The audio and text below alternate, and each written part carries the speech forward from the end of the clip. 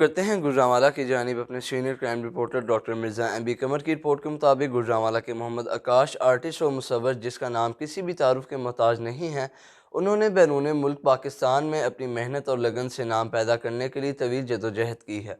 फ़न artist में अपनी शिनाख्त बनाने में जिसने मेहनत और लगन से अपनी पहचान बनाई, उसका नाम आकाश आर्टिस्ट और मुसव्विर है, जिसे कलम पकड़ाने और तराशने में अहम किरदार उस्ताद मोहम्मद अफजल आर्टिस्ट ने अदा किया। नारोवाल ज़िला ज़फ़रवाल में पैदा होने वाले मोहम्मद आकाश आर्टिस्ट का शुमार पाकिस्तान के अहम आर्टिस्टों में होता है।